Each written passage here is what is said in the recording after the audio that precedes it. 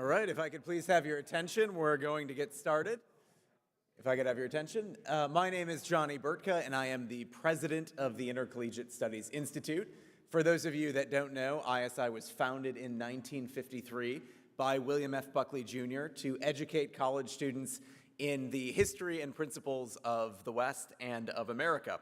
And we do that today by hosting hundreds of events on campuses around the country, lectures, debates, seminars, and also summer schools. And we also support campus groups and independent campus newspapers like the Harvard Salient. Tonight we gather for the final debate in our Arthur N. Roop Foundation National Debate Series, which aims to foster free speech and intellectual inquiry on campuses across America. Before the 1960s, American colleges and universities greatly limited political speech by students, both on campus and off. Universities were places of scholarly inquiry, but not freewheeling political debate. The era of the civil rights movement and disputes over the Vietnam War changed that. Universities became places where most controversial national and global issues were debated openly and vigorously discussed. But in the decades since then, two new developments have placed limits on campus free speech. One is that universities have become so dominated by liberal viewpoints among faculty, administrators, and student activists that conservative students have sometimes been silenced. The other development has been the rise of the concept of hate speech, which deems language that attacks people for their race, sex, creed, or other characteristics to be not only offensive, but harmful, even some say violent. The Hamas atrocities of October 7th, 2023, and Israel's subsequent war in Gaza have raised anew all the old questions of free speech and its limits on campus. Today's panel is an exercise in using free speech to understand its limits in the context of one of the most polarizing issues of our time. Please join me in welcoming Alex Hughes, editor-in-chief of the Harvard Salient, to introduce this evening's speakers.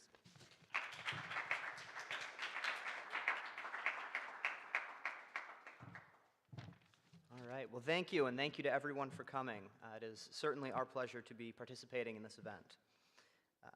Our first speaker, our debater, Shadi Hamid, is a member of the Washington Post's editorial board and a professor of Islamic studies at Fuller Seminary and adjunct professor at Georgetown University. Previously, he was a longtime senior fellow at the Brookings Institution and a contributing writer at The Atlantic. He received his doctorate in political science from Oxford, where he was a Marshall Scholar, and his next book, On Power, is due out next year. Randall Kennedy is the Michael R. Klein Professor at Harvard Law School, where he teaches courses on contracts, criminal law, and the regulation of race relations. He clerked for Justice Thurgood Marshall and is a member of the Supreme Court Bar. Professor Kennedy has written a number of books and writes for a wide range of scholarly and general interest publications. He's a trustee emeritus at Princeton and a member of the Council on Academic Freedom at Harvard. Josh Hammer is senior editor-at-large at Newsweek, a syndicated columnist, and the host of The Josh Hammer Show. He is also a research fellow with the Edmund Burke Foundation, a fellow with the Palm Beach Freedom Institute, and was a John Marshall Fellow with the Claremont Institute. Prior to Newsweek and the Daily Wire, where he was an editor, Hammer worked at Kirkland & Ellis and clerked for Judge James Ho of the Fifth Circuit. Arthur Milik is the executive director of the Claremont Institute's Center for the American Way of Life. Previously, he was the associate director of the Center for American Studies and AWC Family Foundation Fellow at the Heritage Foundation. Prior to Heritage, he worked at the House Committee on Armed Services and at the Hudson Institute. He is the editor of Up From Conservatism, Revitalizing the Right After a Generation of Decay. And our moderator, Ross Douthat, is an opinion columnist at the New York Times. His column appears every Tuesday and Sunday, and he is also a host on the weekly podcast, Matter of Opinion. Previously, he was a senior editor at The Atlantic. Douthat is an alumnus of Harvard College, and, I am proud to say, of the Salient, and he's the author of many books, including Bad Religion, How We Became a Nation of Heretics, and The Decadent Society. Please join me in welcoming all of our debaters.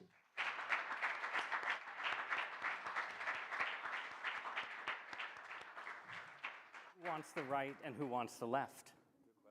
All right, we're gonna let. All right.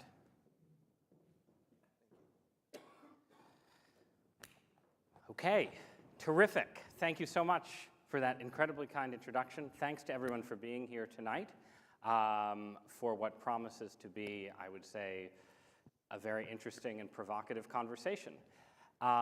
It's also a slightly unusual format in that we are attempting to run a two-on-two debate, which is obviously not unheard of, but presents its own unique challenges. So we're going to, just so everyone is aware of how the format is going to work, we are going to have the gentleman to my right speak first in sequence, and then the gentleman to my left, 5 minutes each, so a total of roughly 20 minutes of remarks. Then everyone will be seated and remain seated, and we'll have a period of, let's say, rebuttal and conversation, followed by a period of audience Q&A, followed by closing statements, which will be brief, 2 to 3 minutes, and for which we will alternate the two sides in some form that we will determine on the fly at that point in the conversation, if we've all survived that far. And it's also an interesting debate in that we don't have a sort of single resolved, where I can say this is the pro side and this is the con side, which I think reflects on the kind of unsettlement and uncertainty about what precisely we are debating in the wake of October 7th and in debates about free speech on campus. And I just wanted, using my moderator's prerogative, to sort of throw out 3 possible ideas of sort of what a resolved could be for a debate like this, which our debaters should feel free to absolutely disregard and ignore, but I thought it might be useful as a framing device for the conversation. I think you can imagine a world where we set a resolved for a debate like this along the lines of the aftermath of Hamas's attacks on October 7th have exposed a serious problem of anti-Semitism on college campuses.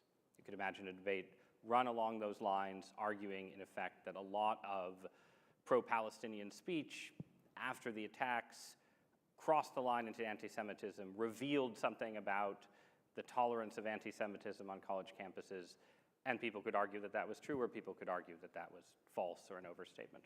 You could also imagine a debate along the lines of the aftermath of October 7th has exposed the hypocrisy of university attempts to regulate speech on college campuses, right? Where, essentially the idea would be that prior to Hamas's atrocities, there was a clear sense in which colleges were cracking down on free speech and policing free speech in all kinds of ways, but it seemed to work because colleges are mostly liberal institutions, so they always sort of knew who they were supposed to police and who they weren't supposed to police, and that the Hamas attacks created a dynamic where both sympathizers with Palestine and sympathizers with Israel had claims around free speech that universities suddenly found themselves incompetent to arbitrate between, and thus the sort of hypocrisy of the overall system of regulation was exposed. You could imagine a debate along those lines. Finally, you could imagine a debate arguing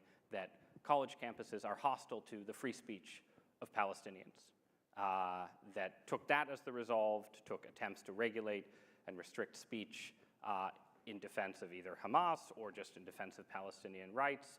There was an opinion column in my own newspaper making exactly this argument, I think, just within the last week, and that would obviously be sort of the mirror image of the first resolved.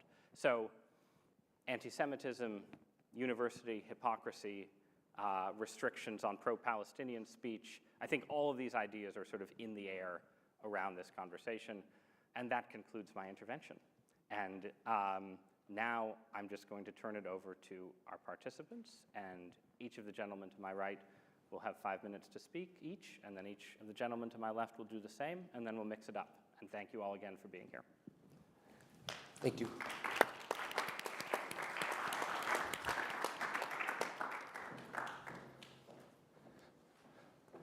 Well, thank you very much, ISI, first of all, for inviting me and putting this on. Thank you very much for all of those suggestive questions. They're all very interesting. Regrettably, I'm not going to take any of those suggestions. And my goal here is to try and make sense of why we even have this right, the freedom of speech, and what proper limits should be on it, if there are such, and I think that there are. Now, today, the freedom of speech means, I think, the opposite, very frequently, of what it should.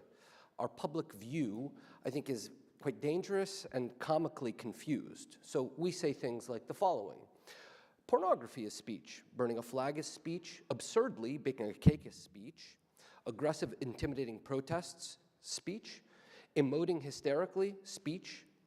We also say speech is violence, but sometimes even silence is violence. And when it comes to political, philosophical, scientific speech, which I think is actually the core of what that right is about, hate speech restrictions are demanded or in some settings already in place. So on questions of, for example, I'll just name a few obvious ones, immigration, family, gender, crime, issues concerning the public good that any free citizen should be open to deliberate on, are considered often hate speech. Now, I want to bring us back a bit from this confusion. I want to briefly lay out the three, very simple, I think you guys know them, arguments for why this is a right at all, why we have it. The first is that you belong to yourself, and as such, your mind belongs to you. Your opinions belong to you. Your speech belongs to you. It's, in this classic liberal fashion, a fundamental right. The second is that you cannot rule yourself. You cannot deliberate on the public good without the freedom of speech. But more interestingly, for me anyways, this creates a certain kind of character that fits Republican citizenship. It creates a kind of openness to being persuaded and the habits of persuading others through arguments. And that develops a kind of patience, a kind of self-control, as opposed to other means that have historically existed always and will reemerge at some time. Namely, rather than persuading on the one hand and having this openness of soul of being persuaded by arguments, the opposite is intimidation, force, and violence. I think that that quality of soul, that openness, is exceedingly rare, almost never exists, takes many, many generations to create, and can disappear very quickly. This brings us to the third reason, which brings us to universities. There is a kind of hidden high reason that we have this right, and it's the freedom of the mind, which I think the liberal tradition from which our founders emerged, for them was the highest, most sacred thing. To be free for your mind to search for the truth in science, philosophy, religion. And having a small place in what is an otherwise mean-spirited, interested, self-interested world, namely universities, where the mind can rest and be free. It's the only place in democratic societies that provides that kind of thing. In part, to better the odds that the freedom of speech will be used in these ways, there was a tradition that put up guardrails, so that speech would not become cannibalizing, would not become self-destructive. And there were a couple of these that I think you guys should probably already know, but that you guys may be in need of reminding of. The first is obscenity. Obscenity means cursing, obviously, but that's less important. What's more important is that there was a view that obscenity really has to do with cultivating prurient sexual desires, for example. The view was that a Republican people should have some chasteness about them. It also meant no gratuitous violence. Gratuitous violence, which desensitizes people, can make them inhuman, also was a category that banned certain kinds of text and speech. The second category is libel. This one still exists, obviously, it's been loosened, but it means that you don't have a right to just destroy falsely somebody's reputation. We still recognize that, and some people in this room may have been the victims of false destruction of their reputation. Well, you have a right to your reputation, and other people can't just destroy it. The last category is seditious libel. And what that means is cultivating, this is a category that has gone away, but what it means is the cultivation of so much hatred for a Republican government that it cannot function legitimately. And no nation, the view was, the underlying moral view was that no nation should tolerate its own self-destruction. These were reasonable guardrails that the founders and for many generations after that believed were necessary for the freedom of speech to blossom. Universities are obviously part of that. Universities are, some are private, so they're subject to different kinds of guardrails, but guardrails nonetheless. This debate, in a way, is a microcosm of those kinds of guardrails. There are moderators, there are speakers that are not interrupted, that can speak, exchange ideas, and the most important thing is, in this odd way, the audience. That before the audience are presented a menu of views that open your soul to reasoning independently, to weighing the false and the true, the unjust and the just. The activation of that little spirit within us, that very rare little spirit that doesn't exist in a lot of places and has not existed in a lot of times, is the sacredness of what universities are about.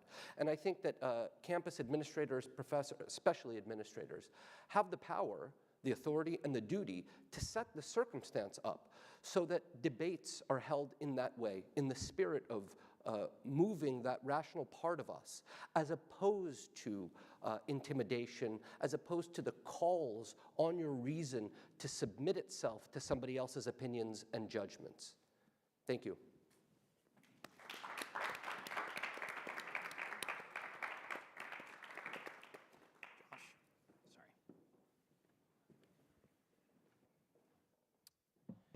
Okay, well, thank you so much again to ISI and Johnny for organizing this wonderful event. So, I guess the theme of the night so far is what are we actually debating? So I guess I'll give my own two cents on that. So the public discourse, which some of y'all may be familiar with, it's an online journal affiliated with the Witherspoon Institute in Princeton, New Jersey. So they just had an extended colloquy of interlocutors weigh in on the question, basically, that was addressed in the congressional testimony in early December by Claudine Gay and Liz McGill and Sally Kornbluth.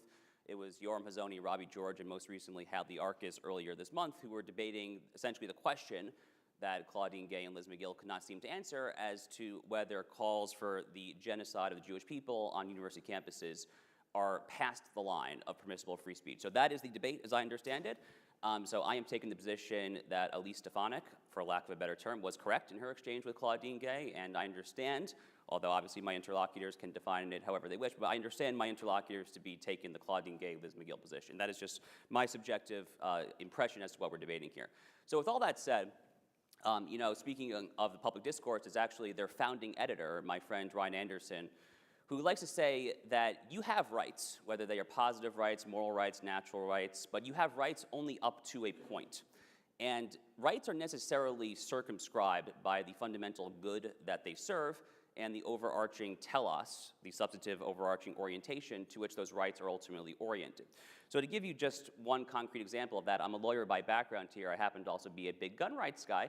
And I very much value the Second Amendment, but when you look at the word arms in the Second Amendment, which, if you go back to dictionaries back at the time of the American founding, you'll see that arms refer to shoulder-hoisted weapons. But having said that, there's no one in their right mind, the NRA, the Gun Owners of America, no one in their right mind would actually argue that you have an affirmative Second Amendment right to a surface-to-air missile to shoot down a 737, because again, we understand intuitively that all rights necessarily exist to a point, and they necessarily must be subservient to some sense of the goods to which they serve, and this sense of telos. And to give you just, I think, another example as to how to view this paradigm, I would like to kind of analogize here the marketplace of ideas to the free market in economics itself. And specifically, I want to just make a brief note here about antitrust. Antitrust law, which has kind of had a rejuvenated interest on the American right, especially in recent years, some people might think of antitrust as a regulation, kind of a functional equivalent to workplace enforcements when it comes to providing health care to their employees or minimum wage laws. Antitrust is not a regulation. Antitrust is actually a guardrail in place to make sure that the market actually works as a market. And by way of analogy there, I think that exact paradigm is how you have to look at the so-called marketplace of ideas. There are necessarily guardrails in place to make sure that free speech and freedom of inquiry, the likes of which Arthur has, I think, quite eloquently defined, there have to be certain guardrails in place to make sure that we're actually achieving those actual desired ends. In other words, the so-called free speech absolutist position, the Claudine Gay, Liz McGill position, for lack of a better description, is actually paradoxical and ultimately self-defeating. And again, we're talking here, as Arthur said, about guardrails against intimidation and harassment on campus. We're talking about intimidations on the heckler's veto. You know, speaking of the heckler's veto, again, I was actually, for a different organization, I was on campus at the University of Michigan back in November. I was speaking not on the speech question, but on the substantive question of the war in Gaza. And within 3 minutes of me opening my mouth to speak, you had probably 25 pro-Hamas students get up there and raise their hands, started coughing audibly loudly, started chanting, you know, free, free Palestine, river to the sea, Palestine shall be free. All these various slurs. And that went on for 35 to 40 minutes with administrators standing on the edge and doing absolutely nothing. Again, is that speech or is that intimidation? Well, as a matter of constitutional law, the heckler's veto is not First Amendment protected speech, but that is very much the kind of, I think, intimidation and harassment tactics that we, on our side of the resolution tonight, are interested in trying to condemn here. So to just give you a couple of examples here as to what we're talking about also in the aftermath of October 7th, here are just some very graphic examples of the kind of so-called speech that the Liz McGill, Sally Kornbluth, Claudine Gay position is actually defending. So at George Washington University, home to a large Jewish population, roughly 20% of the school, they projected, quote, "glory to our martyrs" on the side of an academic building. Similarly, at the University of Wisconsin-Madison, there were chants, "glory to the martyrs by any means necessary."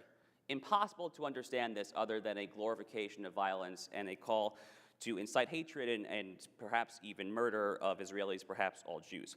At Cooper Union, you probably saw this video of the Jewish students literally locked in a school library. You had so-called pro-Palestinian protesters lock them in, banging on the doors outside, chanting, "from the river to the sea, Palestine will be free." Well, from what river and to what sea? I mean, you're talking here about the extermination of the Jews. We should not be mincing any words here. University of Washington, out in Washington State. Intifada revolution, there is only one solution. First of all, there is only one solution, a not-so-subtle reference, of course, to Hitler and the Nazis and their so-called final solution. Intifada revolution itself, speaking of the first and second intifadas, which resulted in thousands and thousands of murdered Israelis in cold blood, the likes of which Hamas did yet again on October 7th. Globalize the Intifada, long live the Intifada, frequent chants at Columbia University, at the University of Michigan, where I was shouted down. When Palestine is under attack, what do? Stand up, fight back. You had a Columbia University professor refer to what happened on October 7th as a, quote, "awesome, stunning victory." Look, we are talking here about whether or not so-called free speech ultimately accounts for naked, unabashed calls of the Jewish people, who, of course, suffered the most systematic genocide in all of recorded human history less than 100 years ago. And we're talking here about mostly actions, not necessarily speech itself. And I think a reasonable analogy to draw would say, would we also permit the burning of crosses on university campuses? The obvious answer to that is not. This is getting at Ross's hypocrisy point.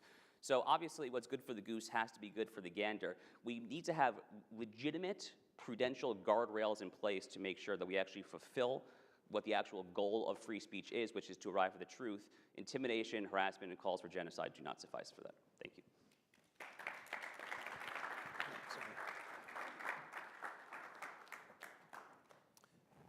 Thank you very much. I'd like to echo my colleagues who've spoken previously in expressing gratitude for the sponsors of this occasion, making this forum available to me, making this forum available to all of us. Now, let's repeat the point of departure.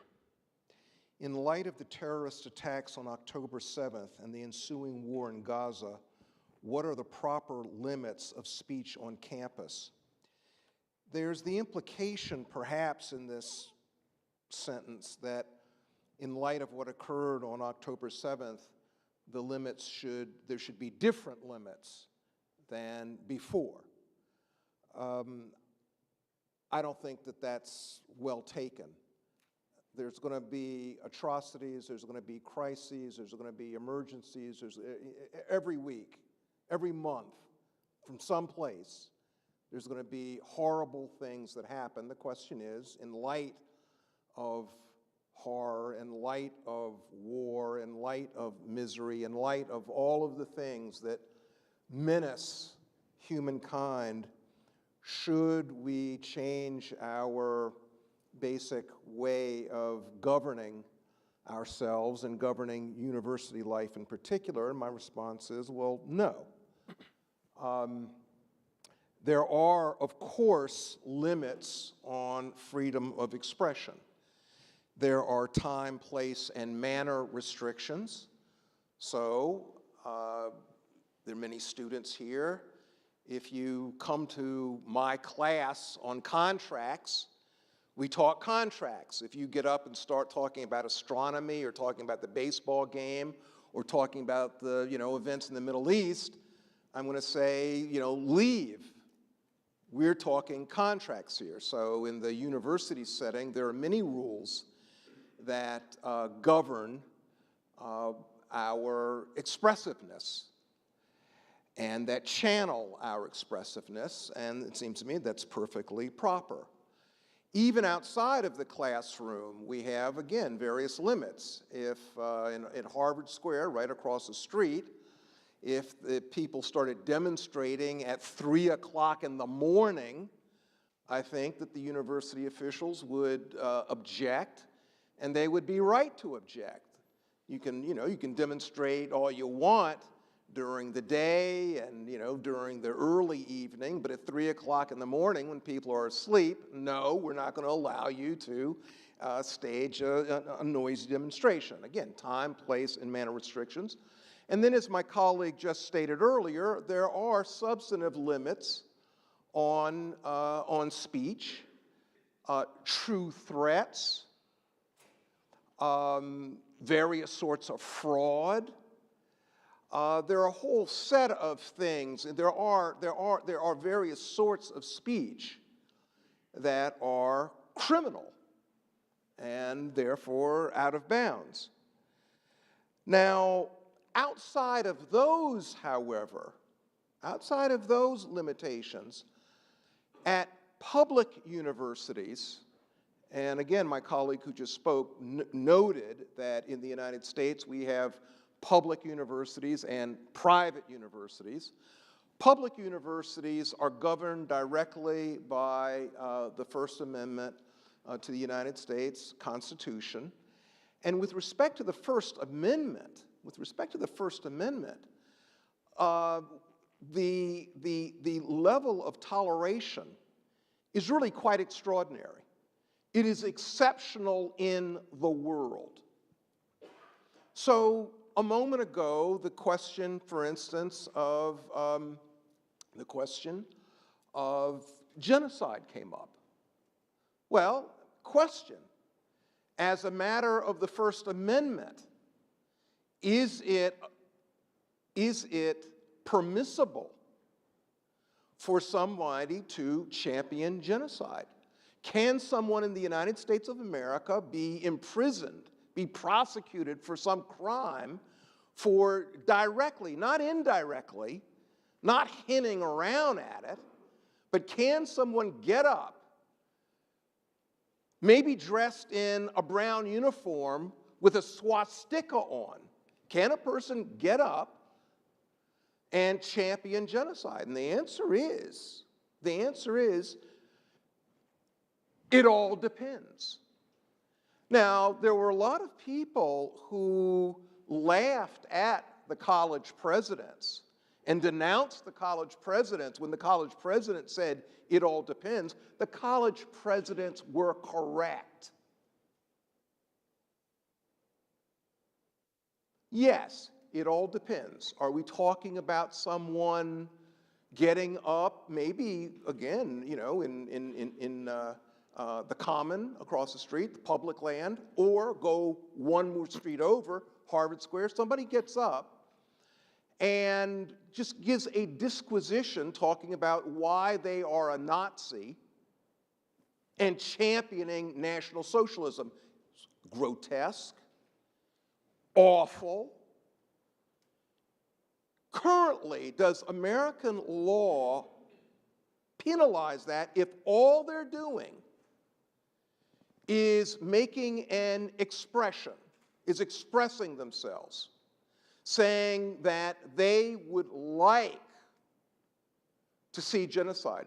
as things currently stand under American law, that is permitted.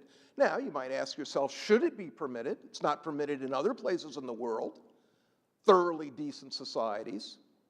Maybe it ought not be permitted, but currently it is permitted, and there's a strong argument for that. One of the strongest arguments for that being a deep, and in my view, laudable distrust of government and the question of, who's going to draw lines. Currently, it's not enough. Somebody is not in legal jeopardy if they are simply expressing a desire for genocide. They have to actually incite imminent lawless action. But the Supreme Court goes one step further. You have to also show that they would be likely to bring about imminent lawless action. Now, maybe you think that's giving freedom of expression too much leeway, and we could debate that.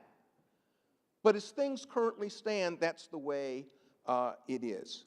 Now, let me just say briefly, in my view, since October 7th, there has been a lot of discussion about freedom of expression, and there have been a lot of very disturbing things that have happened. There has been harassment. There has been assaults. There has been the encroachment on classrooms and on libraries, and all of that, as far as I'm concerned, is awful. But in my view, there are two things that have happened that disturb me more. One, a congressional committee going after universities, private universities. The claim is that they are engaged in an investigation. It wasn't an investigation. It wasn't an investigation. They had already determined what they were supposedly investigating. They had already come to with respect to Harvard, with respect to MIT, with respect to the University of Pennsylvania.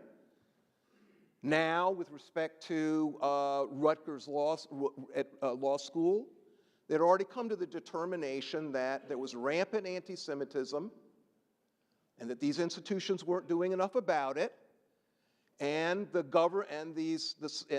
committee, the congressional committee, wanted to humiliate, wanted to embarrass, wanted to intimidate the university. Question, do you think that an arm of the government should be engaged in that sort of activity? In my view, the answer is no.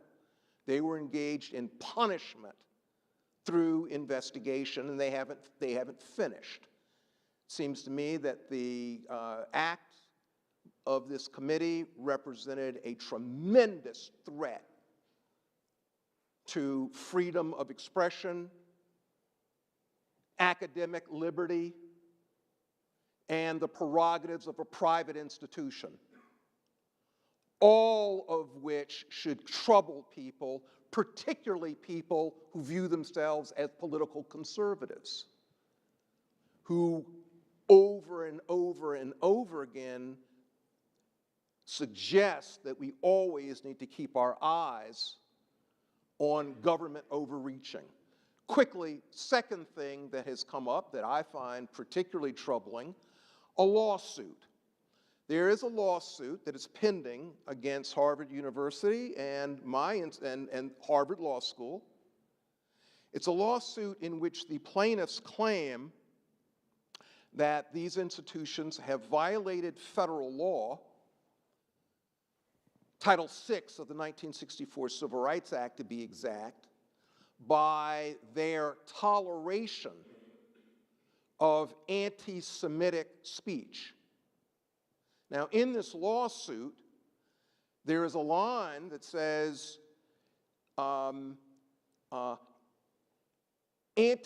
Zionism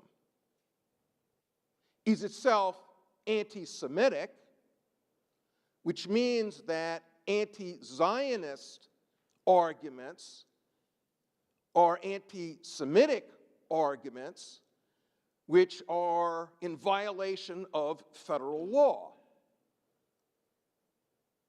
If that logic was to gain a foothold in American jurisprudence, that would mean a tremendous threat to intellectual freedom in America.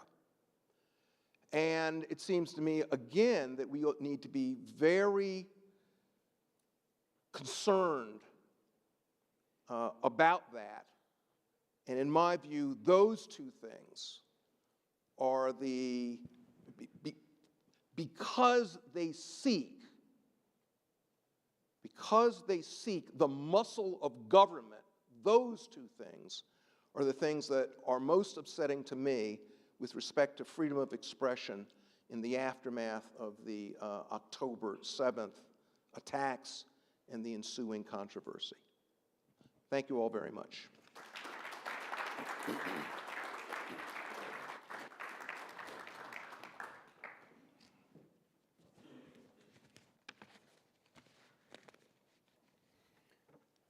Okay.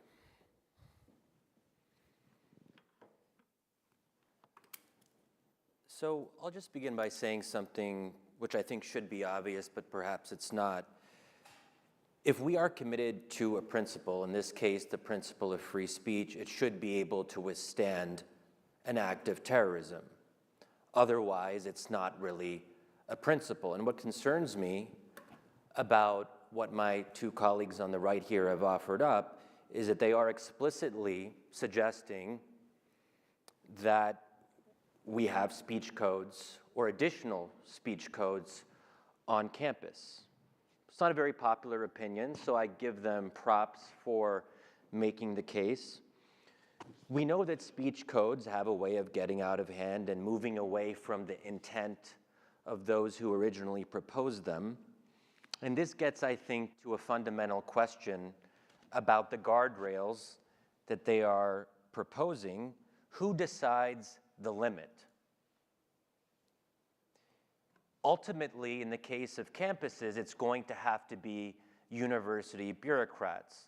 And there is something quite surprising to me about two speakers who are well known on the right side of the political spectrum, essentially saying that we should give more power to basically university commissars to parse the words of students. I recall, at least from Josh, pre-October 7th, for the whole period of the wokeness that we saw on campuses from 2016 going into 2020 and beyond, he and many others on the right, understandably and rightly, and I was on the same side on this, they were quite critical of the fact that left-wing activists and left-wing administrators on campus were restricting conservative speech, or restricting speech that could be construed as being conservative or right-wing or supporting the Republican Party or Donald Trump. So there is a question here of inconsistency and incoherence. The very people who are so outspoken against cancel culture for 4 or 5 years all of a sudden have found a way to appreciate cancel culture. We have to be very clear. That is what is going on here. And it's quite disheartening to see so many of my former allies, we were all on the same side, the so-called anti-woke side, if we want to use that term, now are shifting their position. The problem here is that the principle here is that we have to be consistent, because if university bureaucrats are supporting our own side, then we'll say, great, speech codes are good. But there's no guarantee that we're always going to be on the right side of that ledger. There will come a time where we'll be on the receiving end of it, and the speech codes will affect us if we're in the minority position. So that's the whole point of having a principle of free speech. We can't just shift our position because we're the ones in power who have the ability to impose our views on a particular issue. So now that the pro-Israel side is ascendant, and now that the pro-Israel side has been able to influence these campus debates, pro-Israel advocates now support free speech codes. We have a simpler alternative, we have a better alternative, which is, as my colleague Randall outlined, we have American law and the American Constitution, and we have the First Amendment. And if it works for society, if it works for our politics, and I would suggest that it does because I'm a supporter of the First Amendment, there's no reason it shouldn't work for campus. So are we trying to carve out a campus exception here, and how would that be justified? Now, of course, I would agree with Josh that if Jewish students are being locked in a library, if students of any background are not able to access their education or go to class, if there is actually a physical threat, then that's one thing. But Josh very interestingly aligns two different things, speech and action. We can talk about action, and obviously there are limits to what can happen on a campus. Again, if you're barring people's access to education. But if we're talking about words, I will repeat what many of us were repeating endlessly in 2020 during the George Floyd protests. Words are not violence. Violence is violence. So when people are now insisting that intifada, the mere use of an Arabic word, and I understand that a lot of Americans get a little bit jittery when they hear Arabic words, understandable, you know, post 9/11, all of that. Intifada means uprising in Arabic. The root of the word actually means shaking off. That is what the word means. The first intifada, if we want to talk about history, was largely nonviolent. It included mass protests, economic boycotts, and general strikes against the Israeli occupation. Were there acts of violence? Of course. Every uprising, every anti-war movement has included acts of violence.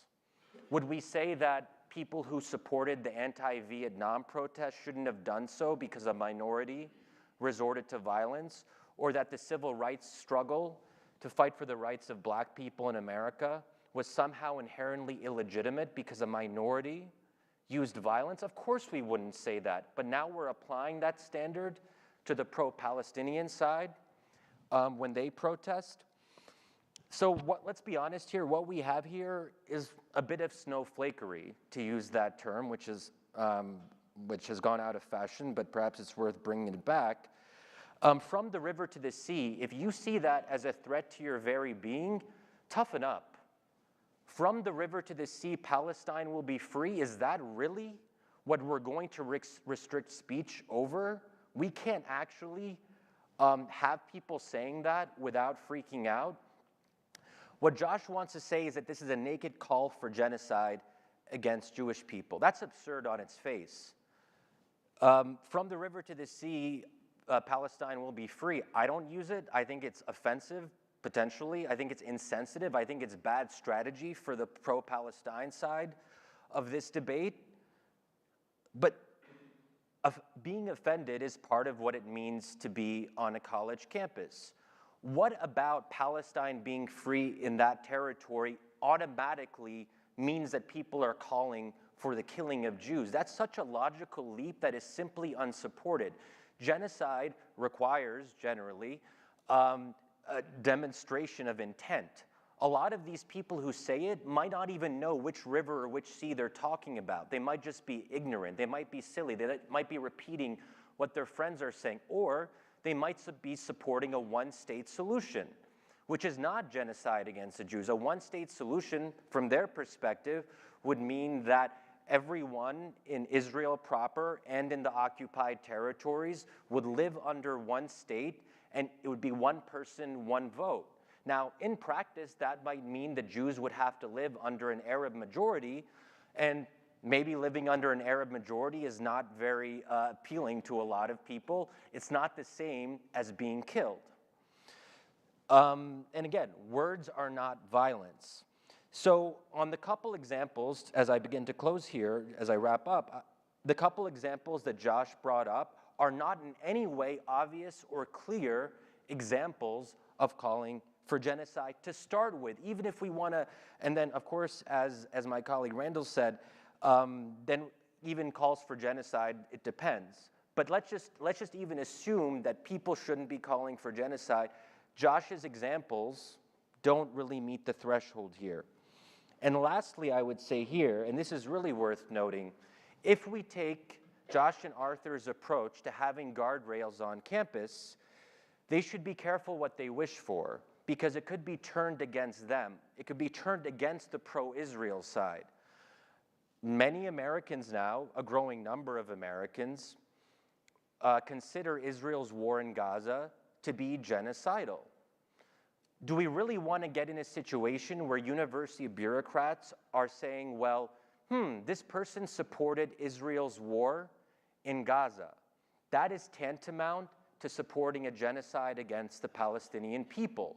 That is now a mainstream position. We don't have to like it. We can say that's absurd. But it's something that we hear increasingly in mainstream debates around this issue here in America. So if you take that premise, then speech codes are going to be used against Josh because he has been a very fervent supporter of Israel's war in Gaza.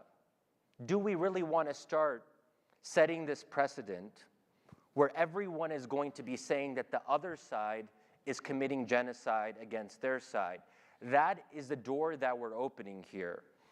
And I see no way to get around this. There is no neutral arbiter. So what we have to do is err on the side of not having speech codes, because we're never going to be able to come to a common understanding of what constitutes what. Let's have free and unfettered debate. That's actually why we're here tonight. And I look forward to hearing what my colleagues on the right will have to say about that. Thank you.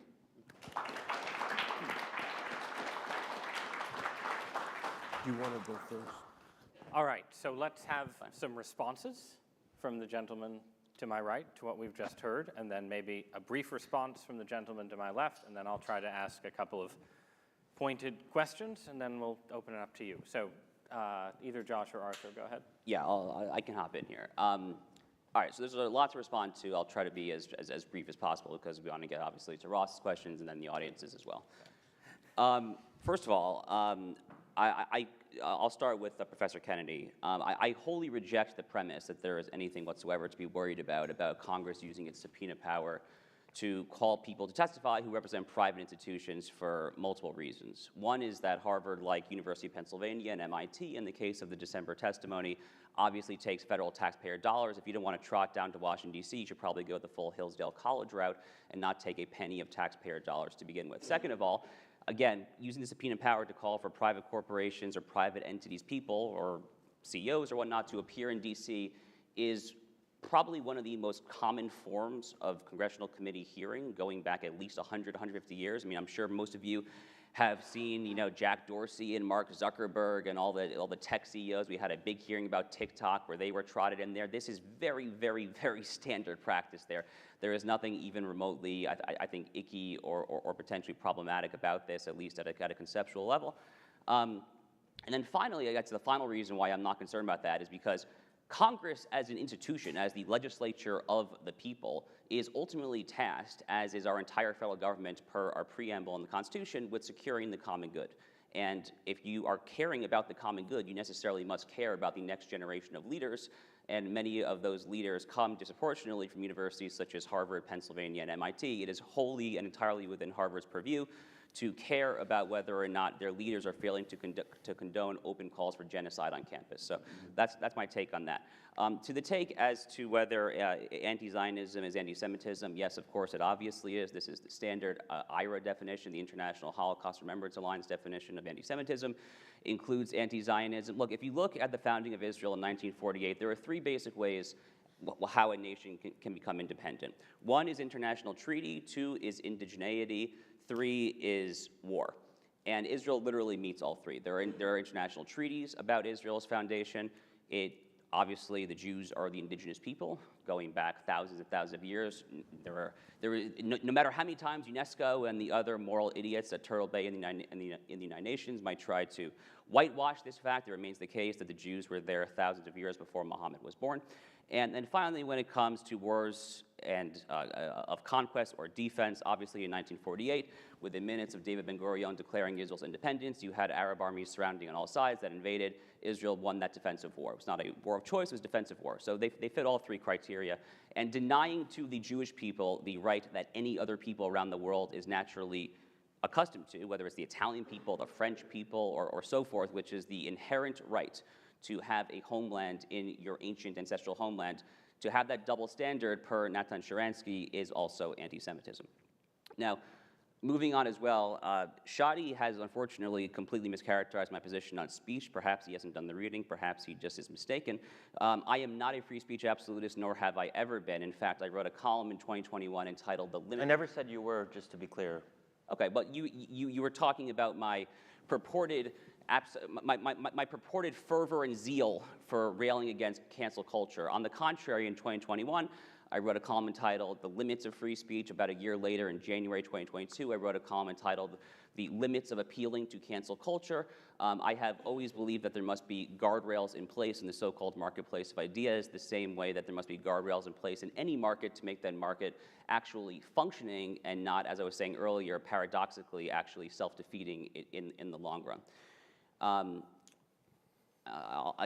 had one more point, but I forgot it, so I'll stop there. Well, thank you. Thank you both. There's something very funny that all of a sudden, those representing the left are on the side of free speech. That is a tradition that I think the left abandoned quite some time ago. And on this issue, suddenly the left has found its principled stance. Just to clarify, we don't represent the left. We represent Shadi and Randall, and we've been outspoken and consistent on this for God knows how long. And I would challenge anyone to look at what we've said over the past 10 years and find differently. But we are actually consistent on this issue. Fair enough. Unlike many others, yeah. All right. Professor Kennedy, I appreciate your comments, and I agree with you, actually. I don't want the federal government intervening either. The problem is it does on almost everything relentlessly in an unstoppable way. Just one example, the federal government, the federal EEOC, the state EEOCs constantly intervene in universities, in businesses, in all walks of life, if there is a suspicion of discrimination or racism. Those bureaucracies leverage a huge amount of power to the point that, I mean, as you know, all universities have changed the nature of their admissions, the nature of the things that they teach, how they adjudicate conflicts on those grounds. Similarly, the federal government, as it's been revealed in the past couple of years, has had a very big hand in, what's called big tech, but the internet platforms that are the conduit of speech across the nation. So there's enormous intervention that I would disagree with, that I wish wouldn't take place. I don't think that this is a unique circumstance, and I side with my colleague Josh that no, there is actually a huge interest in ensuring that taxpayer dollars are being used to create sensible, well-rounded students. There's no question about that. On speech codes, I think that this has been addressed, but in no way did I actually advertise speech codes. I said a very simple thing, that I think that intimidation, forcefulness, harassment are actually an informal kind of speech code in themselves that compel people to think a certain way or scare them out of other positions. And what I was advocating for, and I think I made it clear, but I'm happy to repeat myself, is a circumstance where there are administrators in control of some kind of template of neutrality, whereby there is thoughtfulness, there is the expression of positions, the argument out of positions, and therefore to the benefit of the students such that they can think through these things without that kind of intimidation and harassment. That's not a speech code. I want to ask Professor Kennedy to respond particularly on the question about the federal government's interest in, let's say, the intellectual and ideological climate at institutions that have some kind of taxpayer support, which I think we can stipulate does apply to most private as well as public universities. Yes, and I think that's we have a real issue here as to how we want to proceed. It's absolutely true that Harvard University, like many universities, gets a lot of federal money. Question, how do we want to deal with that? Now, one way to go is to say, well, you know, you're getting federal money, and so, you know, therefore what? Therefore, we get to look and see, you know, exactly what you're doing. Therefore, we get to dictate what you're doing. You could go that way.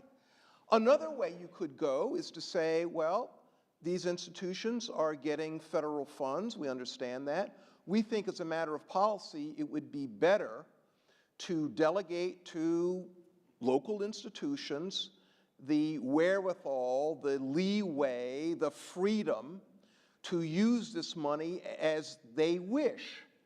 Now, I've been in situations where people, I've said this before, and people have said to me, well, Kennedy, you know, what about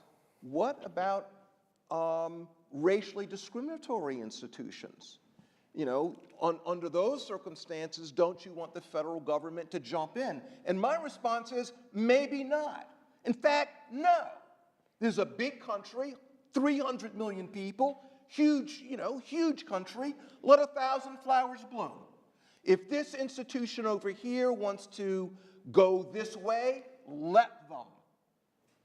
So I think that this issue is a real big issue, and I think for private institutions, they're going to have to really think about this hard. You mentioned Hillsdale. I think that the people at Harvard University should be asking themselves, at what point do we turn down public funding? Are we willing to do anything for public funding? Maybe not.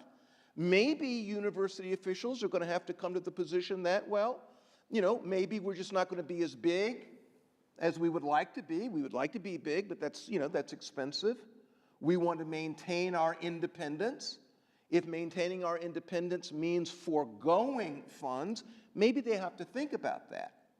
But similarly, it seems to me that for the citizenry, we need to think, how much do we want to empower the federal government?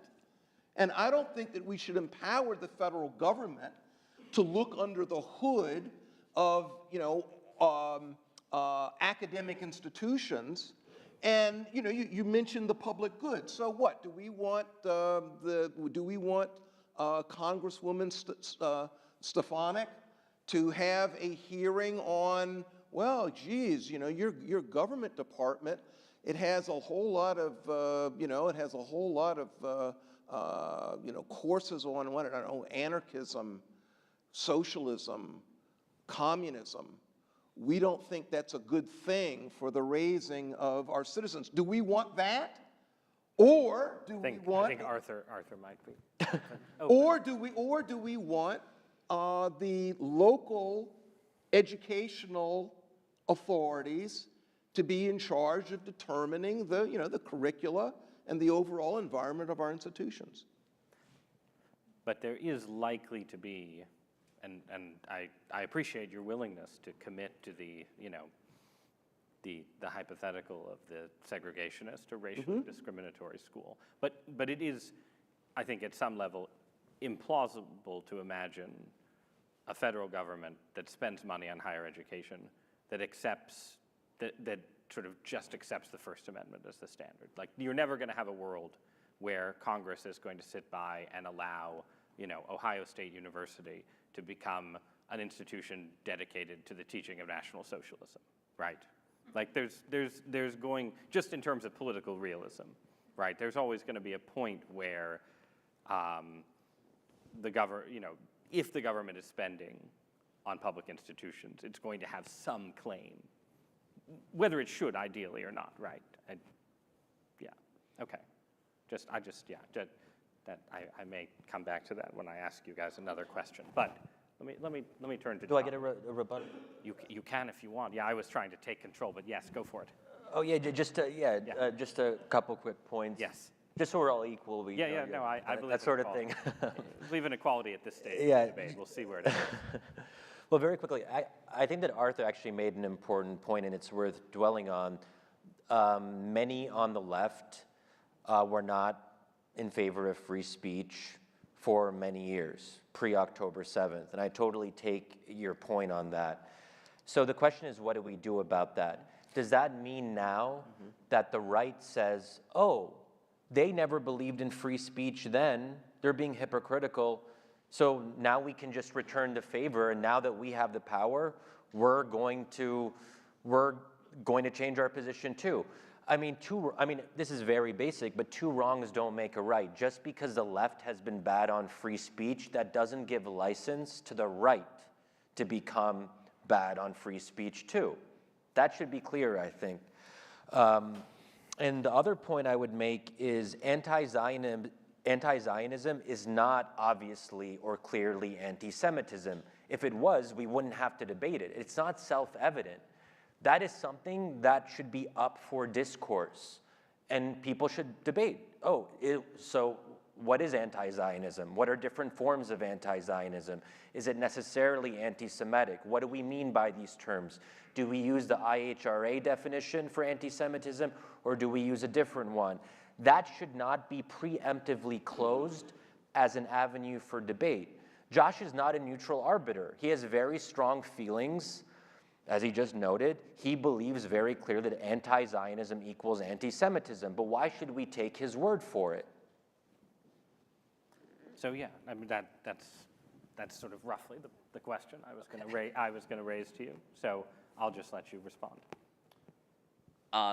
Well, look, I think the idea of, because we don't know it's obvious, therefore we should debate it, is profoundly circular reasoning, right? I mean, you have to have some sort of conception as to what anti-Semitism is. I mean, look, would the slaveholders of antebellum period have recognized their treatment of the peculiar institution as racism? I have no idea. I just don't think that that's particularly compelling, to be honest with you. Look, there are, and here's where I'll throw a bone to Claudine Gay and perhaps Professor Kennedy as well. There is a little bit of the context here, okay? Here's what I'll say on this. So there are some, and this is getting a little doctrinally in the weeds here, there are some sects of Hasidic Judaism like Satmar that are doctrinally and theologically anti-Zionist insofar as they firmly and unequivocally believe that a Jewish state should not be reestablished in Eretz Yisrael, the land of Israel, until the coming of Moshiach, the Jewish Messiah. This is different in kind, I would submit, than those who are running around college campuses wearing the keffiyehs and chanting from the river to the sea, Palestine shall be free, Israel is an illegitimate apartheid, occupier, colonialist, insert your leftist word salad of the day, state.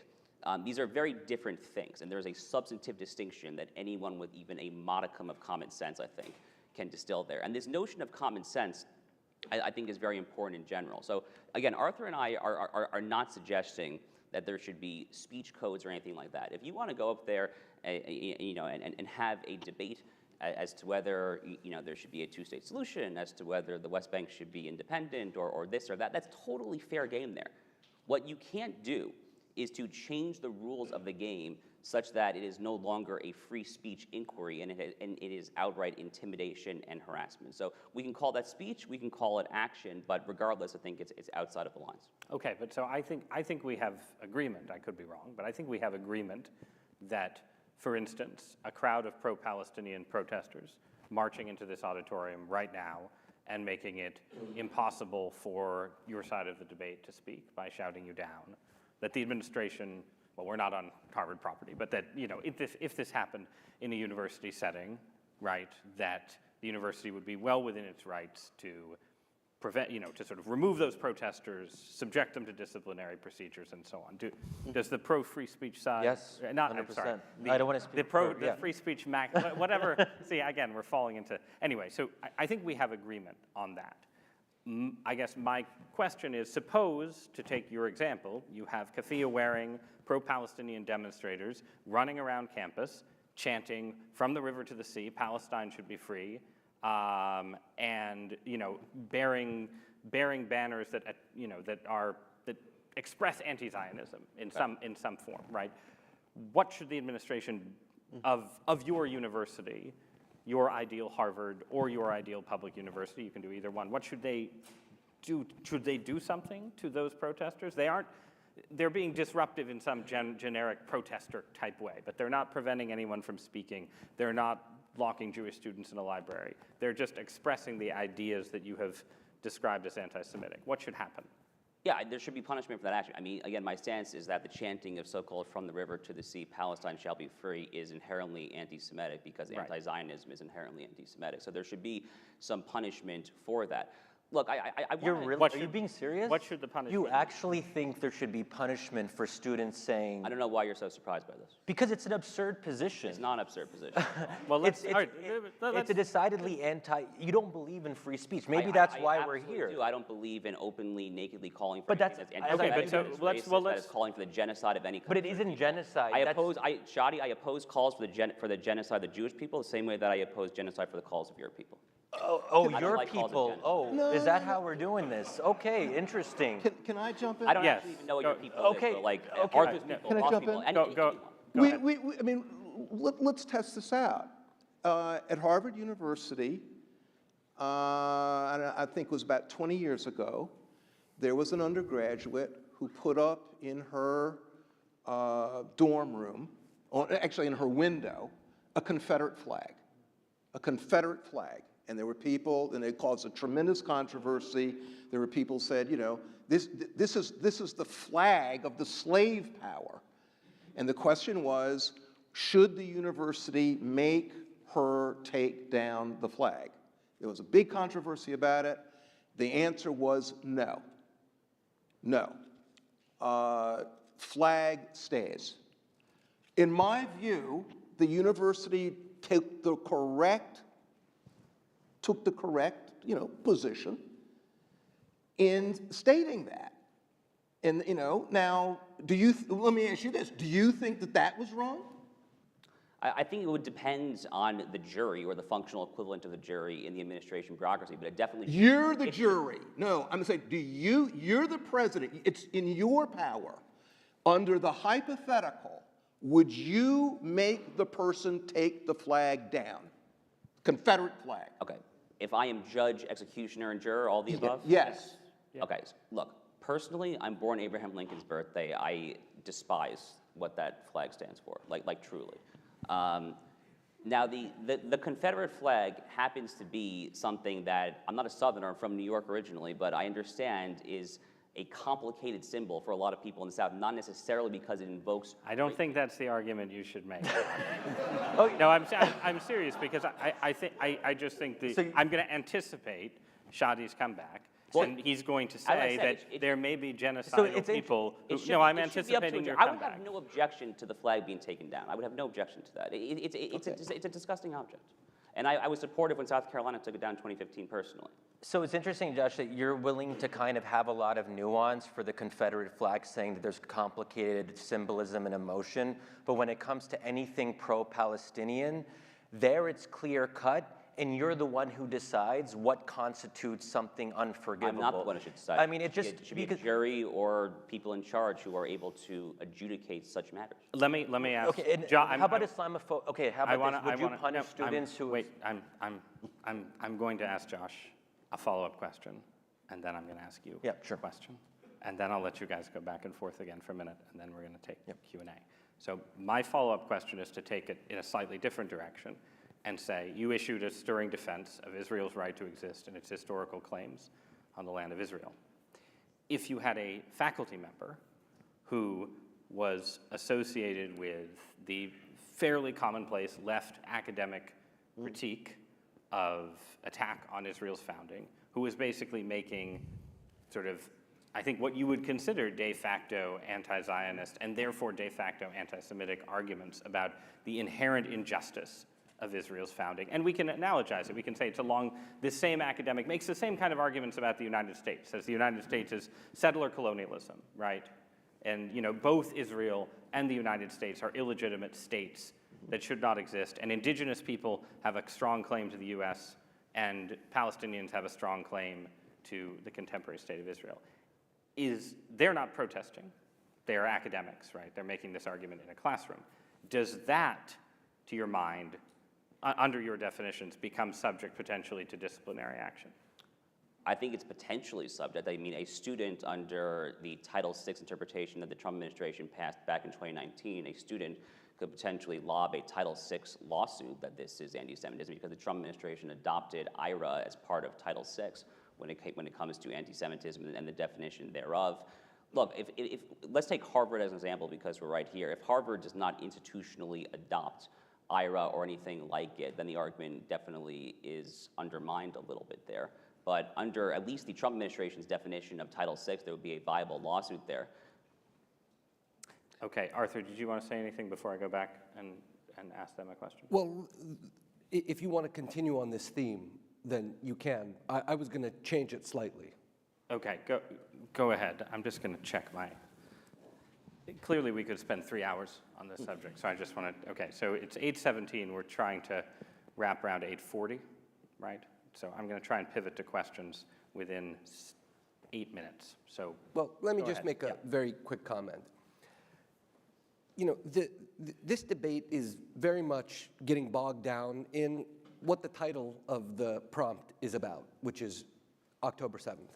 But take a step back for a moment.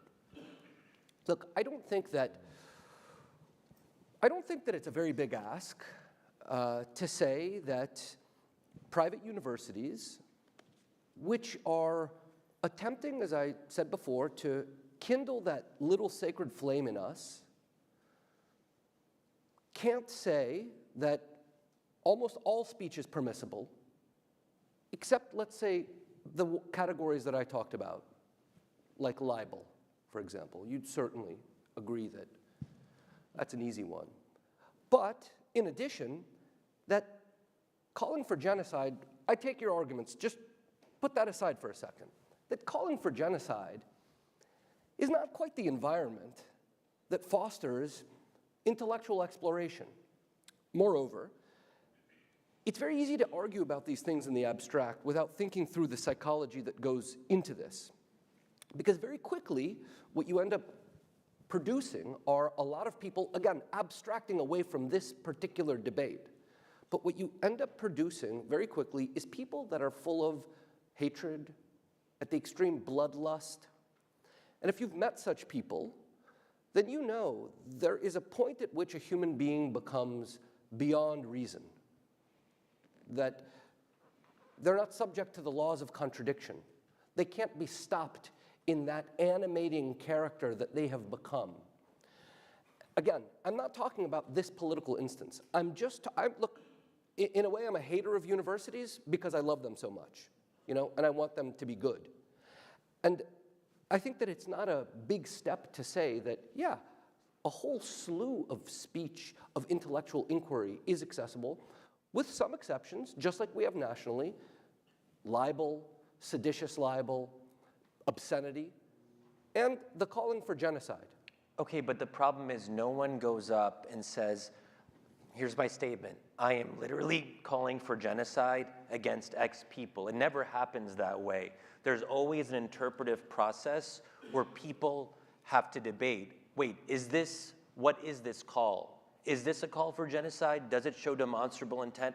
And again, what if a pro-Palestinian advocate on campus, or really anywhere, says anyone who supports Israel's war in Gaza is supporting a genocide against the Palestinian people? And what if they call on university administrators to act accordingly? That's Josh's side. They would say that Josh supports genocide against Palestinians. The ultimate question here is who decides? And that's where I haven't gotten a clear answer from this side. And I would just add another question, Josh, if you want to address this. Do you think students on campus should be punished or disciplined for Islamophobic speech? If it rises to the level of calling for genocide, then yes. What if they consider Israel's support for the war, Israel's war in Gaza, as constituting genocide? Okay, if you are supporting an ally's war against a U.S.-designated foreign terrorist organization, which last I checked is what Hamas is, that is not supporting genocide. If you were to say, I want everyone in Gaza to die, that should be proscribed speech and that should be punished. There are reasonable distinctions that anyone with a modicum of common sense and decency should be able to adjudicate, whether it goes to a jury or whether it's to the functional equivalent of a jury in an administrative bureaucracy. I'm now just going to prod a tiny bit this way. So take something that is in between. I think we have overt, literal calls for genocide. Every Gazan should be exterminated. We have categories like from the river to the sea, Palestine should be free, which Josh at least is interpreting as arguably genocidal, anti-Semitic, and you were saying obviously it's not, or not necessarily, and so on. Then you have the category of what you might call of incitement, right? Which, as Professor Kennedy suggested, incitement can't just be a sort of generic statement of support for Adolf Hitler, right? It has to be a statement that carries both a sort of call to violence and some sort of reasonable likelihood that that violence could actually take place. Okay, so take an example like the one cited by the gentleman to my right of students, I think at GW, right, putting glory to our martyrs, glory to the martyrs, right, like putting that on a building. Now, I think a reasonable person could look at that and say, this is not a call for genocide, but it is an expression of support for the events of October 7th. Again, maybe you would just argue the other way, but I think you could imagine, maybe it's the T-shirts with the paragliders on them, right? Like you could imagine clear statements of support, again, not per se for genocide, but for Hamas, for some kind of violent struggle, not just a peaceful intifada, but the violent part of it, offered by students, right, on a university campus in wartime when such acts of violence were actually taking place. And so it is for either of you, but do you think there are situations where there's an ongoing war, there is ongoing violence, students are expressing support for participants in that violence? Is that something that a university, where the absolute defense of free speech no longer obtains, or is that also have to be enfolded into your defense of free speech? For me, again, I think it would be useful to recognize that there are public universities and private universities. I think private universities actually have considerable leeway. If you were a private university and it was your belief as the head of the university that allowing that sort of talk is detrimental to the sort of educational environment that you want to create, in my view, at a private university, fine, let the educators snuff it out. Again, I give a lot of leeway to private institutions. If it's a public university, no. And, let's add a few more. I mentioned the Confederate flag. And you're right, in some contexts, some people may say in good faith, it's a complicated one. That's not what I had in mind. I had in mind a person flying the Confederate flag who, if you question them, would cite my fellow South Carolinian, John C. Calhoun, talking about, slavery as a positive good.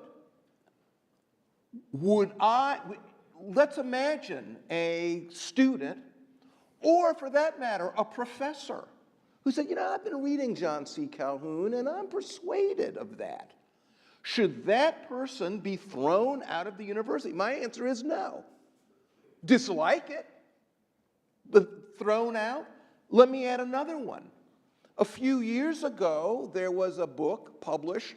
One of the co-authors of the book was a distinguished professor at Harvard University.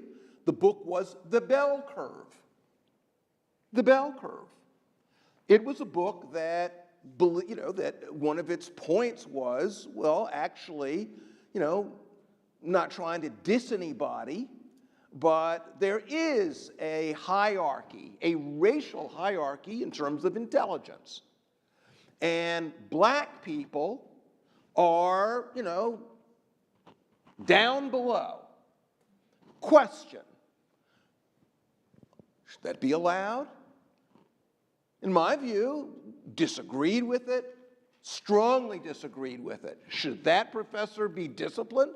Absolutely not. Yeah, so support that for sure. And when it comes Same here. when it comes to disciplining faculty who support violent struggle, we have to be very careful here, because if there was some rule against supporting violent struggle, you'd have to do away with like entire post-colonial departments and universities. There's an entire academic. Again, you're going to get plenty I of know, agreement. but the thing is, on but that. do we want That sounds to fire dozens or discipline dozens of professors at Harvard and at every major university because they're post-colonial struggles who think Frantz Fanon had some good ideas about anti-colonial violence? Like, where do we draw the line? What about state-sanctioned violence? I'm sorry, I have to just maybe state the obvious here. Israel is waging a war not just on Hamas, in my view, but also on the Palestinian people. We're talking about using mass starvation as a weapon of war. We're talking about more than 85% of Gazans who have been internally displaced.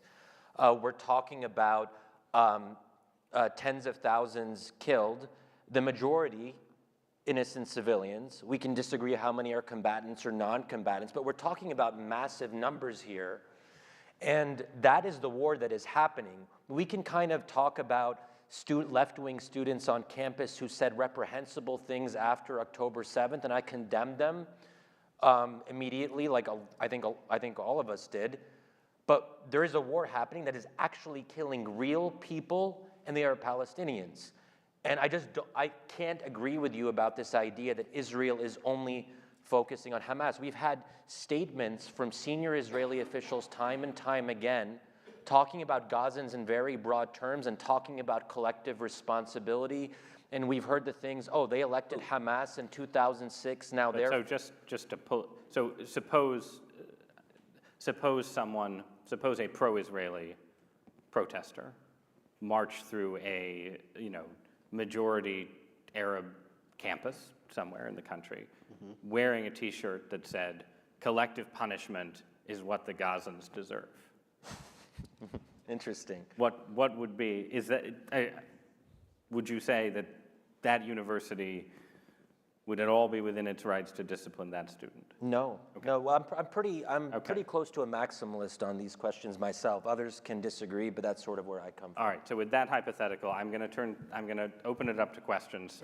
We'll go about 10 minutes. We have mics. Should we line up? Just one mic. Okay. So there's one mic. I think we'll try and take about. Well, you know what I'm going to say. Please make your question brief. Make it be an actual question. At least raise your voice at the end to make it sound like a question. And we'll try to get brief answers, and we'll try and get, four or five questions in. Go ahead. Yeah, so I have a question for Mr. Hammer. So say we take it for a fact that anti-Semitism equals anti-Zionism, or the other way around. But I'm just, and we should censor that speech and students who make that speech.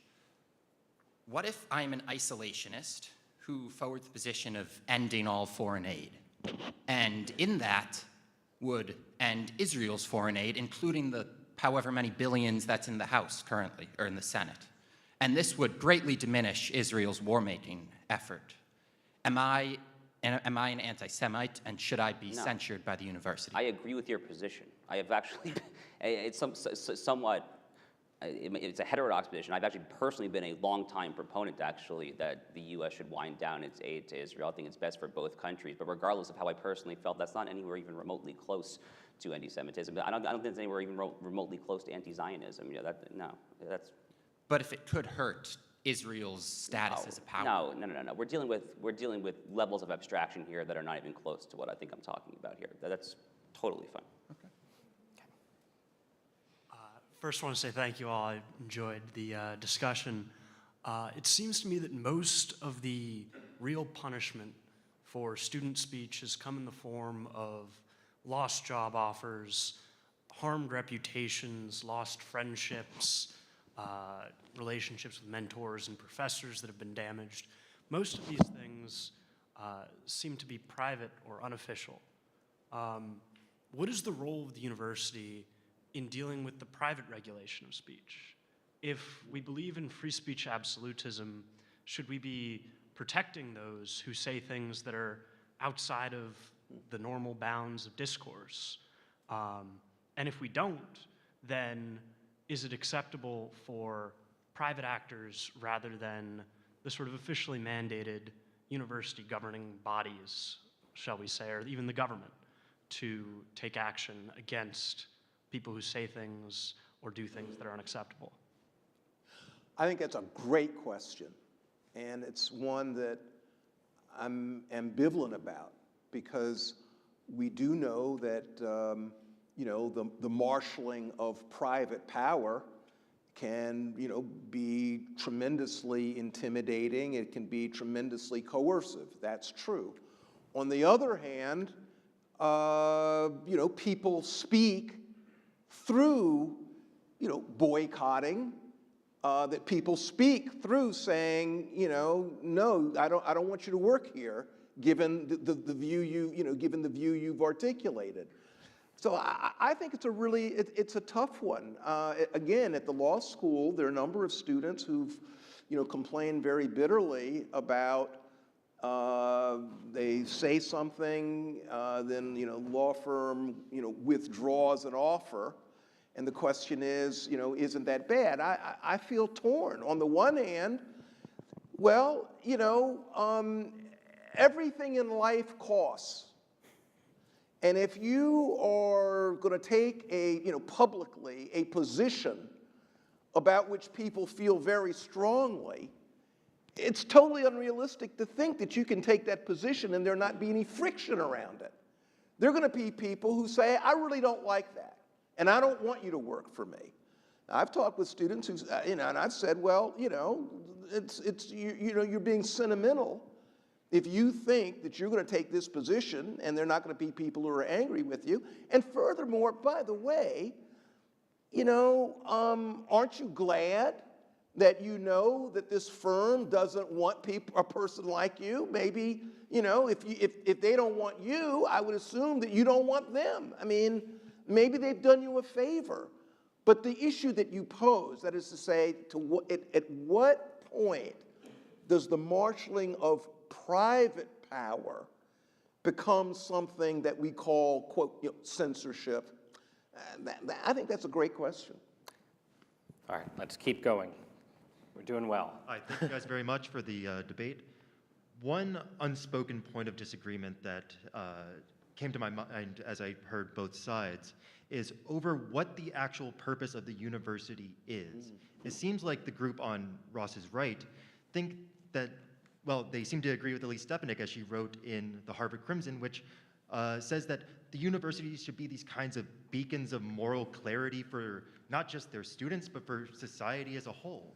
The group on Ross's left, I think I agree a little bit. It seems like they have a more standard interpretation of what the university is, which are centers of intellectual inquiry.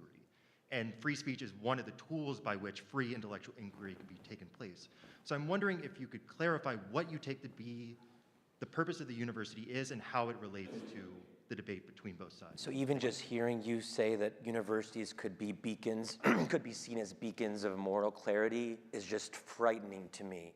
Who decides what moral clarity is? Someone has to decide that. We are a divided nation between Republicans, Democrats, across the political spectrum.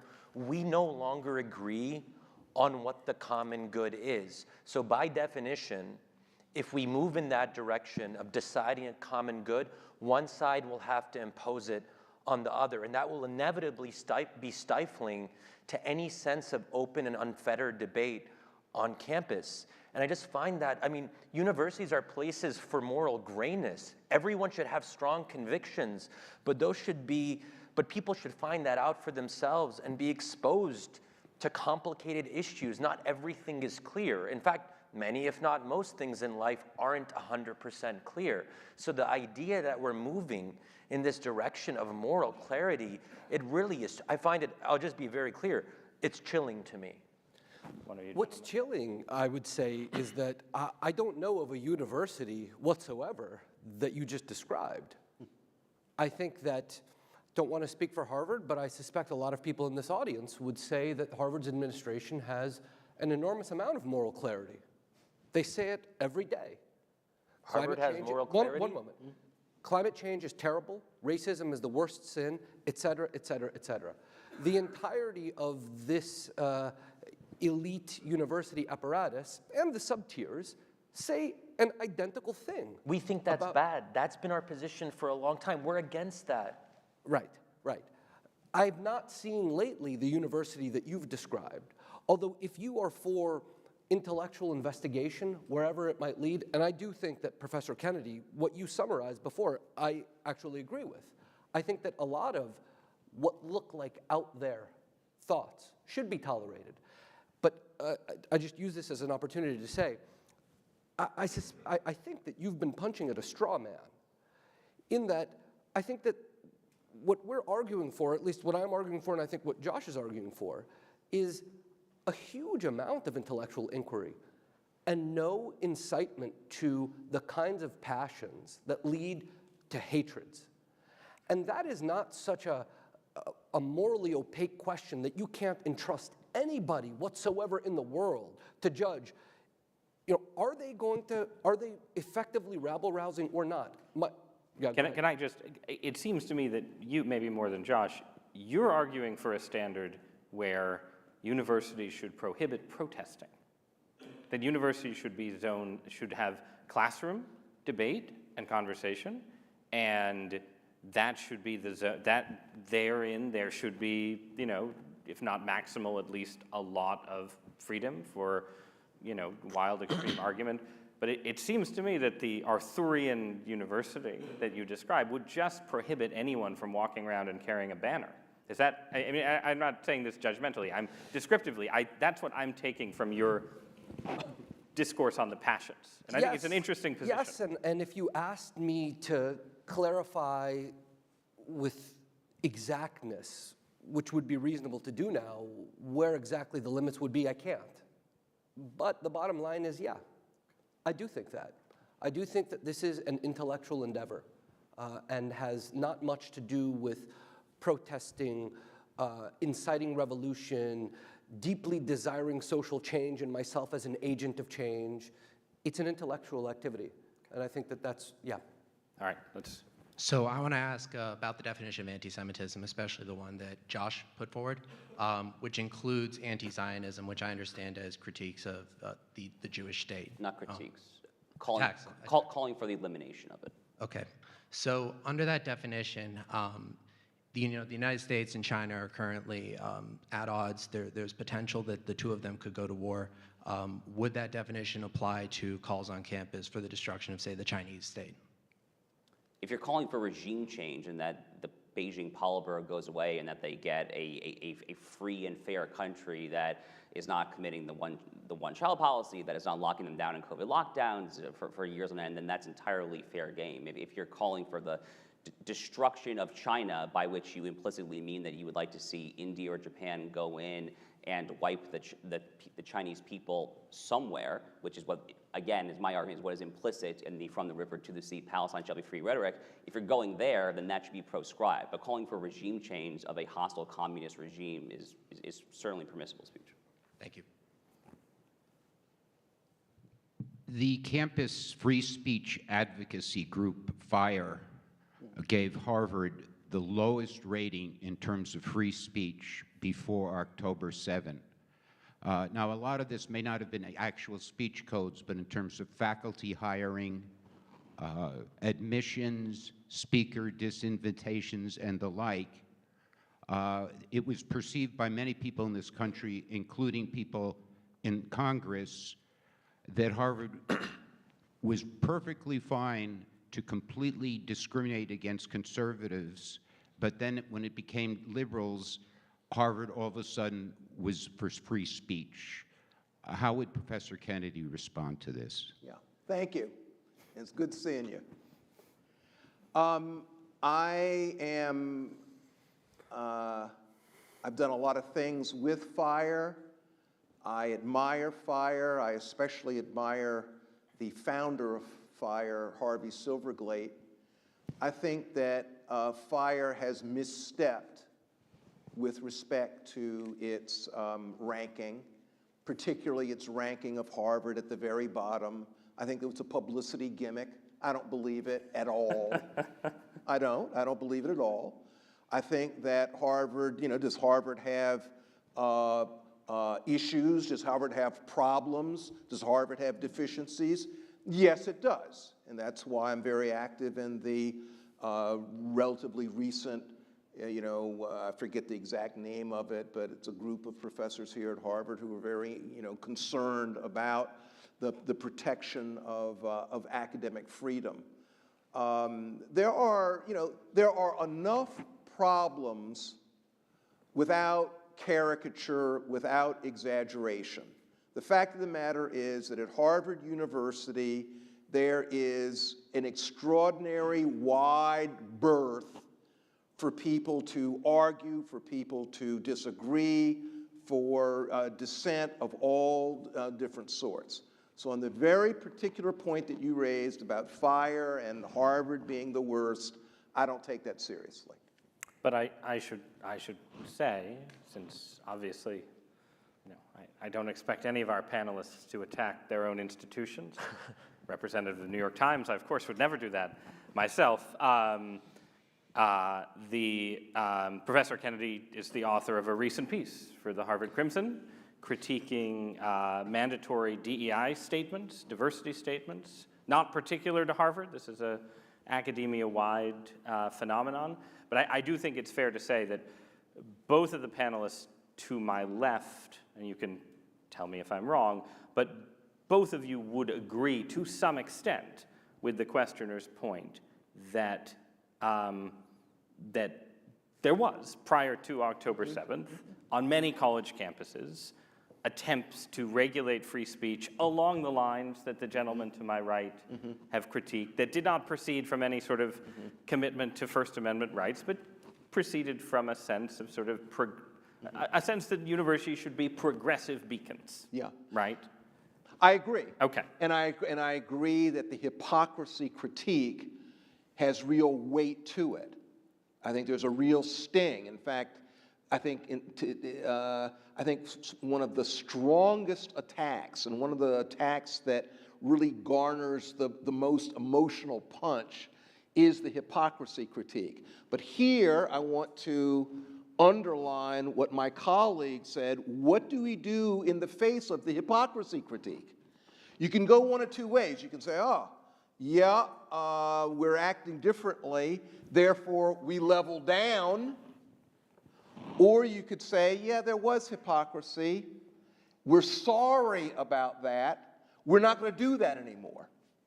It seems to me the latter is the position that ought to prevail.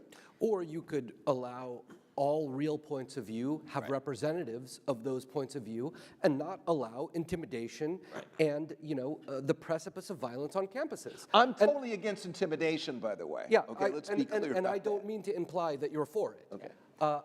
I just mean that there are circumstances in which there's enormous agreement, but it would have to be enforced. Like this very, as I said before, this debate is a microcosm of what a university could be.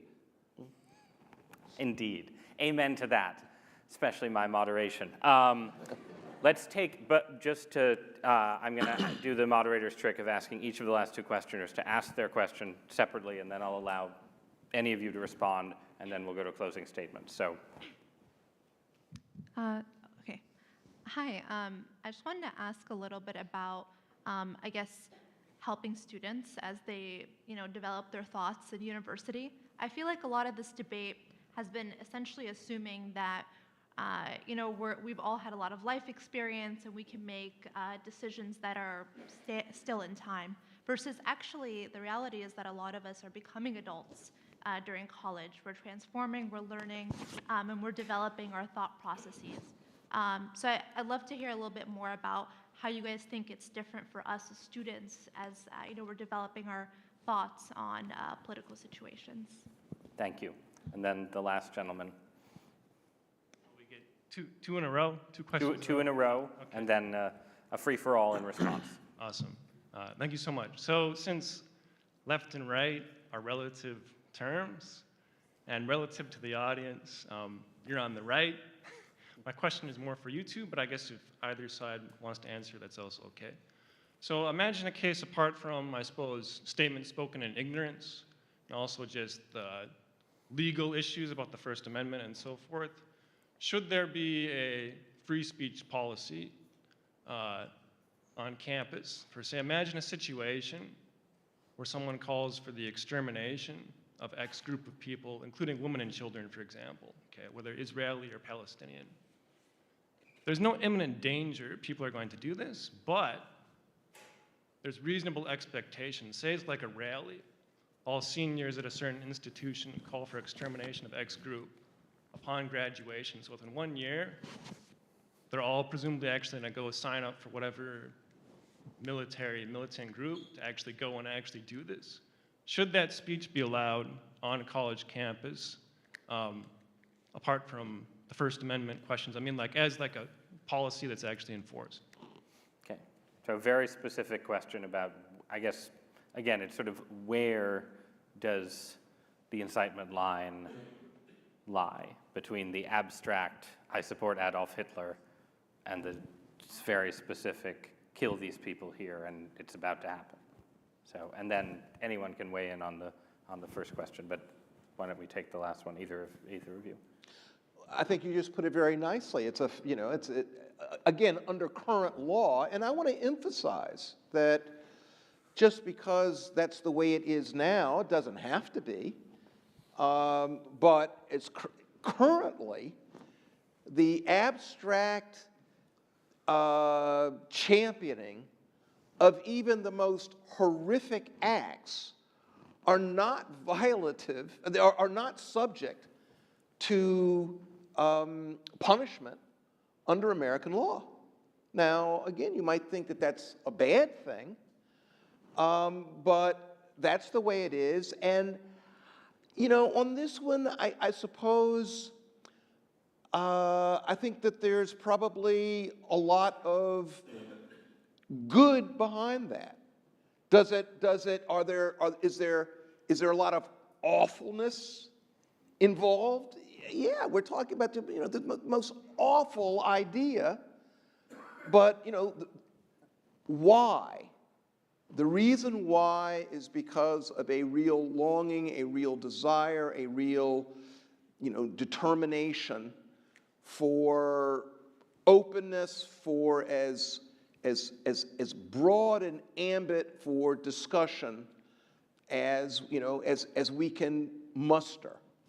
I think that is a good idea, even with the pain that comes with it. Does anyone have?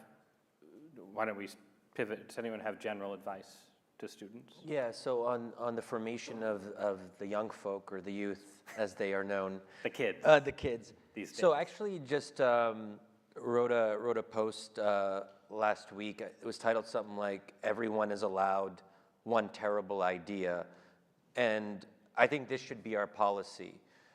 Everyone should be allowed 1 to 2 terrible or ridiculous ideas at any given point, and that especially applies to college students. I think we have to give grace, because young people in college, if they're 18 or 19, look, we all went through our radical phase. We're reading Noam Chomsky and being socialists and reading Frantz Fanon and having I'm sure, objectionable views of one sort or another. That's just a rite of passage. Reading Adrian Vermeule, and Yeah. I mean, it's radicalism Look, is it different in happens. different places. Exactly. Right? Exactly. So I just think there should be a kind of presumptive generosity, and we shouldn't be so quick to assume the worst of people.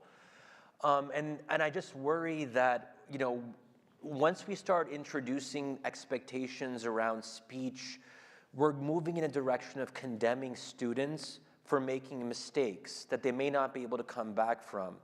And I just think, the better approach is to say, yep, that's a really bad idea, but over the course of their 4 years, they're going to be exposed to other ideas, and hopefully they'll evolve, but maybe they won't, and that's life. Life is complicated. Either of you guys want to? Yeah, well, on a personal note, I mean, I think that you should just find the most intelligent professors that you can find and, kind of fall in love with what they have to say and learn from them. So you're going to say fall in love with them. So Well, I'm glad well, I don't know. The case, that wouldn't be the first time, such things have happened. We don't allow that anymore, just to be clear. Yeah. No. Yeah. To find that one brilliant person. And regrettably, I don't agree that path, even though I am also for that kind of forgiveness, I just don't think that path is so simple. I mean, there was, you guys are Harvard undergrads, there was a professor here who recently retired named Harvey Mansfield, and he was, have you guys taken classes with him? Yeah, well, lucky you, because the next crop won't. He probably won't be replaced. And so he ended up being among the very few representatives of what is on almost all college campuses a very unpopular position. Not that he's a conservative, he just does political philosophy in a very serious way and reads these ancient texts in a very serious way. And so, it's nice to say that, well, you make a mistake and then you move on to bigger and better ideas, because I just don't think that's true insofar as you need a midwife to help you give birth and to see what was already inside of you. After you marry the professor. Well, So I'm sorry. Please strike that from the video. In those books, and so long as there are not people around that can help guide you through those books, it's very nice to say diversity of opinion, but I just don't think it really exists. And so you're going to be in a repetition of similar ideas with slight nuance. Everybody likes nuance, but not being in touch with fundamental alternatives. That's what really matters. All right, I've carried us beyond our allotted time, but we have to do, since this is a debate, closing statements, or closing comments, or closing thoughts. And I'm going to do it, I believe, instead of 2 and 2, we're going to hopscotch. I'm going to ask Shadi, and then Josh, and then Professor Kennedy, and then Arthur, and then we'll be done. So, Shadi. Yeah. So I'll just make this brief, and maybe this is where there would be some agreement across divides. I don't believe that universities should be progressive beacons. I don't think they should be beacons. And I think we have to learn the right lessons from the whole woke period. We saw what happens when people are certain, when they believe there is one right way to approach something, when they believe that the arc of history bends towards justice, which it might, but they believe they know how the arc bends and how to define justice. And we saw the excess that resulted. It led to stifling debate around race, gender, policing, crime, because people were afraid to say what they really thought. That's the kind of environment that was created on campus. And I'm willing to say this as someone who is left of center. I'm not so sure, I'm not thrilled about calling myself a progressive anymore, but there was a time when I saw myself as a progressive. I supported Bernie Sanders in 2020. And I think that our own side has to be very self-critical and self-aware. And one of my goals going forward is to set a better standard and try to persuade my fellow travelers on the left that after October 7th, we have to understand that speech codes can be used against us. Progressives and pro-Palestinian activists are now on the receiving end, and we should learn based on that what it feels like to be on the other side. We progressives, or we left of center people, are not always going to be dominant on campus. And sometimes our own ideas will be weaponized against us. Knowing this, it's time to think ahead and to have a position of not free speech absolutism, nothing is absolute, but to err on the side of maximalism, to try to go as much as we can. And again, we might disagree exactly on where the line should be, and there's some tough cases that we've been talking about, but that should be our instinct. More free speech, not less. Josh. So this has been a lot of fun. Thank you again to ISI for having us. So someone asked a question, I apologize, I can't remember who it was, that really is getting at the heart of, I think, what this disagreement is, which is the purpose of the university. What is the purpose of higher education? I apologize, I can't remember who it was right there. Okay. I mean, that really is the debate.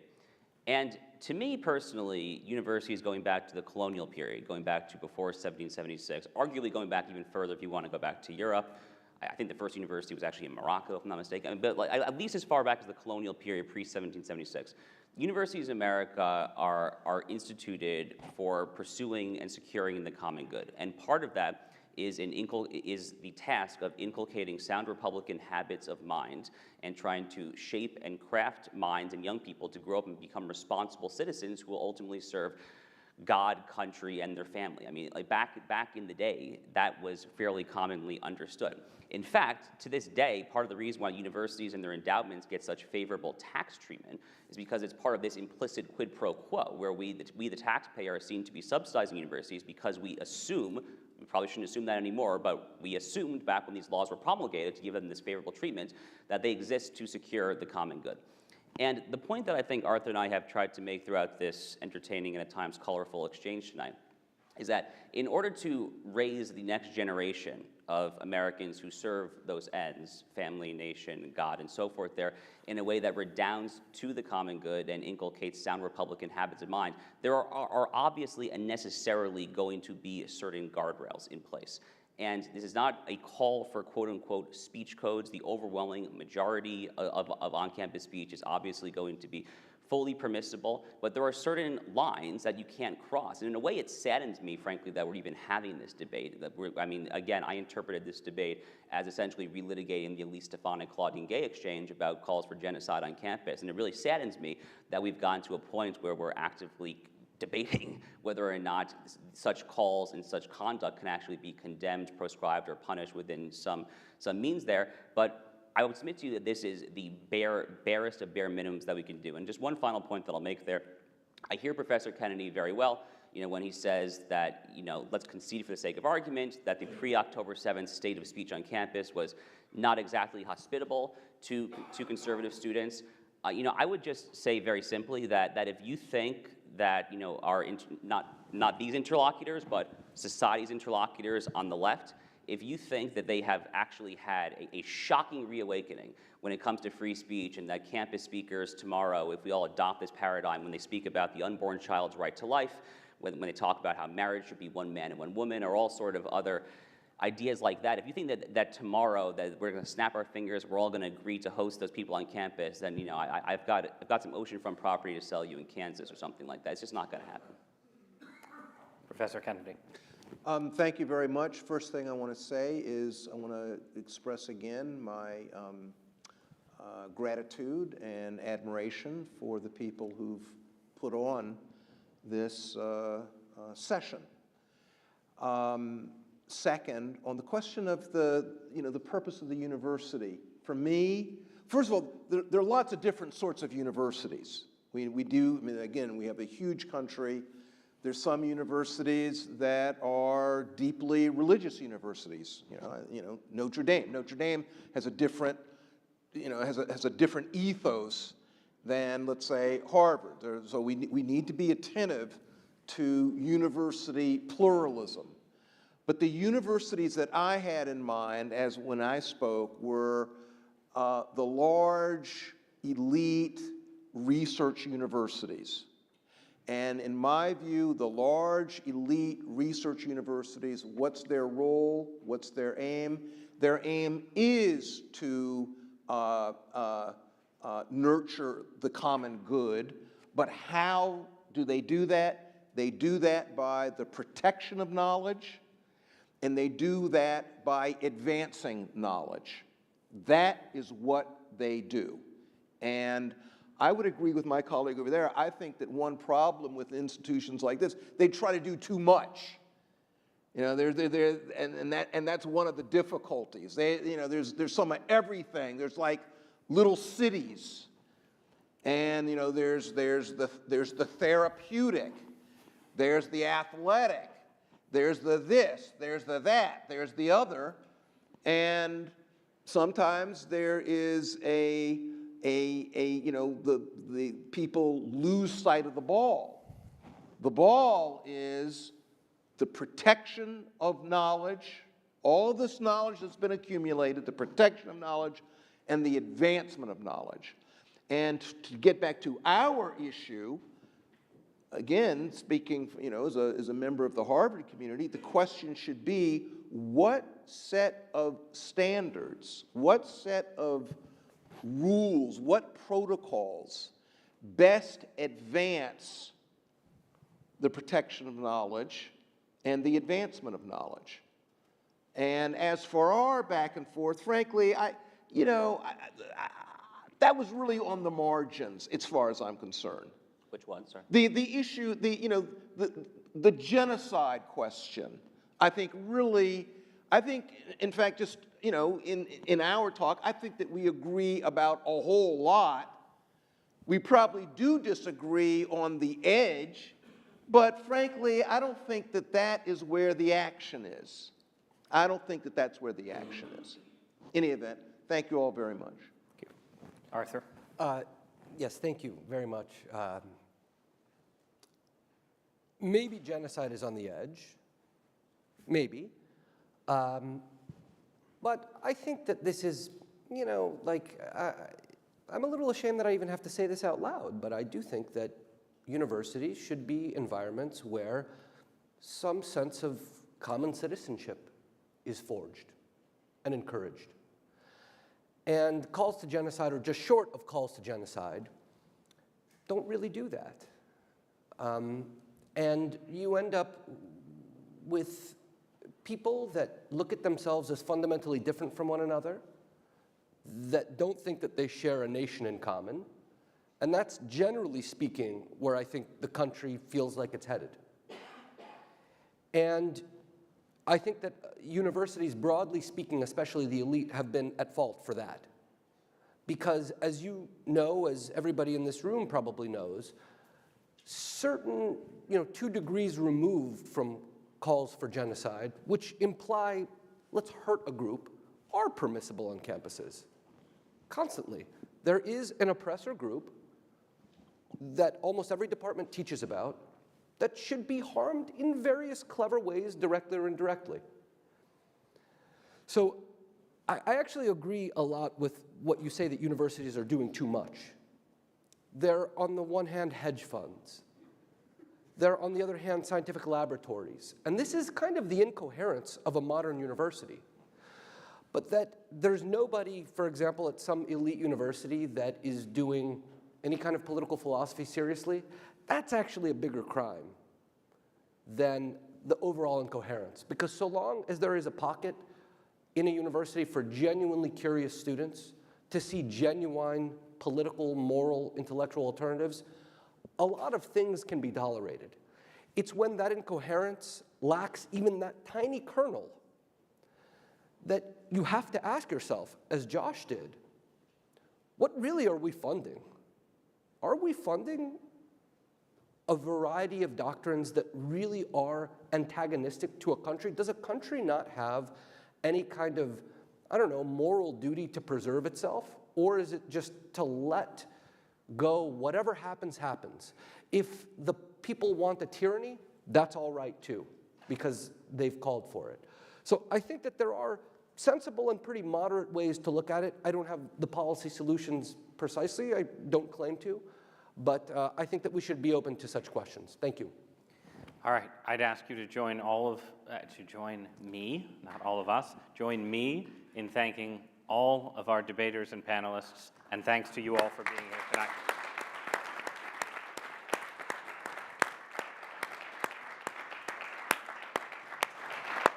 Thanks a lot. Real pleasure meeting you. That. There we go. Thank you, John.